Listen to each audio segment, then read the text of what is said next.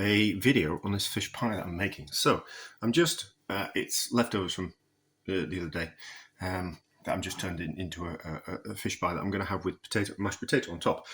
And I'm just mashing the potato. And of course, I kind of know this anyway, but as we mash the potato, we get these worms of potato that have pushed up through the masher. And I just kind of thought that maybe it'd be nice to have those on top. So normally I would smooth down the potato on the top, but maybe it's just nice to have those. So I'm just going to, maybe not, I've put too much potato in the pan, of course. So if we just do that and then lift that out and then lift that potato on like that, I'm wondering if it will go crispy on top or will it kind of just melt into the pie. But I kind of thought that would be kind of quite nice. And then if we have sauce wanting to smash the way through it, smash the way through it. I'm trying to do two things at once. I'm trying to talk and actually do something else. But will the sauce kind of want to push its way through these bits? And will it go crispy because I put plenty of butter in? Because I'm obviously cooking it myself. And this is what we do. And it's I'm justifying just being greedy. No, because I want lots of butter in because I don't have fish pie very often. So we are treating ourselves. And that's a good enough reason to kind of do. So I just kind of thought, if we do these longer, we push through and then put those on top gently, what will kind of happen? Oh, I've done way too much potato, haven't I? It'll either just melt into the pie or it will crisp up. And I kind of thought it might be kind of quite nice. There must be a way of doing it. I should have bought some.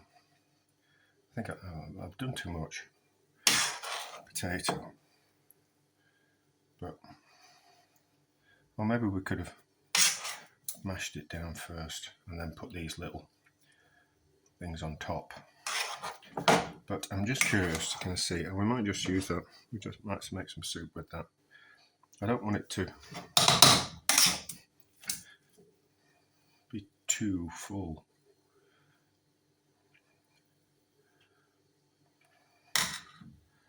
Probably would be better if it was cold. Maybe not. But anyway, so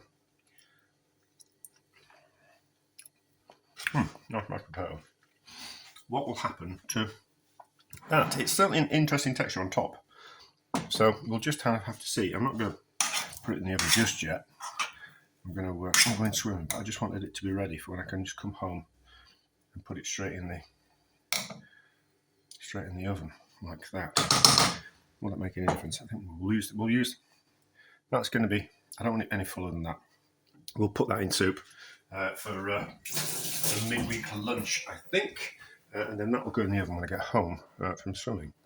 I think 180 degrees for 40 minutes, something like that might be a winner. Smells ready. Let's have a look. I'll put it up at 200, not 180. Oh. Just caught that in time, didn't we? So that's worked, hasn't it? That's lovely. That's worked, hasn't it? That's nice and crisp on top. So I would thoroughly recommend doing that with your fish pie, or your cottage pie, or your shepherd's pie, or any kind of pie that you put in mashed potatoes on top of. Looks better there. I think my oven's a bit broken. I think one of the elements has gone in the bottom. But that's worked, isn't it? That's worked really well. It's going to be delicious, but all we really need to do is kind of take a picture. So I thoroughly recommend doing that. I think I don't know if I've got it to hand, but you can get piping bags with nozzles on that kind of extrude things like that, don't you? But a potato masher would work where you get that levery thing that's designed to mash potatoes. But it mashes the potatoes, but then you just kind of put it through. But it's a lot thinner than that, but it certainly works. So I'm going to view that as a success.